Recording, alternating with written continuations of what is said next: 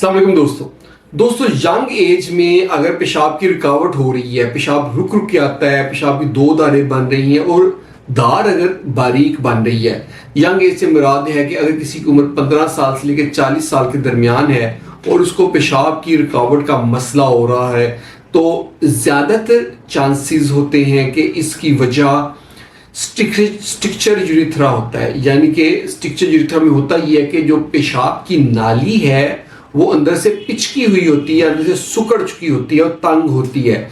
जब हम एक एक्सरे करवाते हैं जिसको कहते हैं रिट्रोग्रेड यूरिथ्रोग्राम, इस एक्सरे के अंदर हमें एक जगह नजर आती है जिसमें जो है ना कंट्रास्ट कम हो रहा होता है, नैरो हो रहा होता है और फिर दोबारा वाइड हो जाता है।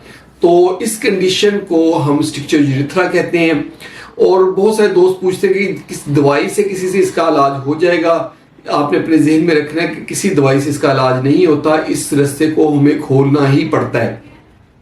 तो हम इसको कैसे खोलते हैं? हमारे पास एक सिस्टोस्कोप होती है और उसके साथ यूरिथ्रोटोम का एलिमेंट लगा होता है, ब्लेड लगा होता है। हम इस स्कोप को कैमरा के साथ अटैच करके पेशाब वाले रास्ते में डालते हैं और कैमरा में देखते हैं, स्क्रीन पे अंदर हमें नजर आ रहा होता है। फिर जिस जगह पे ये रुकावट होती है हम अंदर ही ब्लेड यूज करके उसको काट देते हैं, बाहर कोई चीरा कोई कट कुछ नहीं आता। उसके बाद हम उस पेशेंट को पेशाब की नाली लगा देते हैं और ये नाली जो है 5 से 10 दिन तक लगी रहती है, डिपेंड करता है कि स्ट्रक्चर किस तरह का था।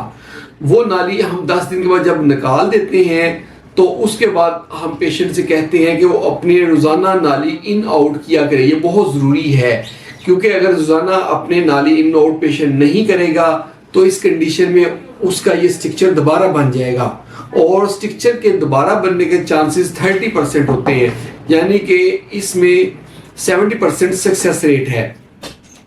तो ये चीज़ स्ट्रक्चर में अपने जहन में रखनी होती है कि ये दोबारा भी हो सकता है और बार बार भी हो सकता है। अगर सॉफ्ट स्ट्रक्चर है, थोड़ा सा है, फिर दोबारा होने के चांसेस कम से कम होते हैं। अगर स्ट्रक्चर बहुत लंबा है और बार बार हो रहा है तो इस कंडीशन में हम ओपन भी कर सकते हैं, या ये ट्रॉमा की वजह से अगर बनाया कि बहुत गहरी चोट लगी थी उसके बाद बनाया तो फिर हम ऑपरेट करके चीरे वाला ऑपरेट करते हैं। टेस्टिस के नीचे वाला जो हिस्सा जिसको हम पेरिनियम कहते हैं वहाँ कट लगा के नाली को जोड़ देते हैं और रिपेयर कर देते हैं। उसकी नाली ज़्यादा लंबा अरसा तक रहती है। तो दोस्तों ये थी आज की हमारी वीडियो स्ट्रक्चर यूरिथ्रा पे कि अगर यंग एज में पेशाब में रुकावट हो रही तो उसकी क्या वजह हो सकती है। होप आप लोगों को वीडियो पसंद आई होगी। अगर वीडियो पसंद आई तो इसको लाइक कर दें और इसको शेयर करें अपने दोस्तों के साथ और हमारे चैनल को जल्दी से सब्सक्राइब करें ताकि आपको हेल्थ से रिलेटेड वीडियोस मिलती रहें। बहुत बहुत शुक्रिया।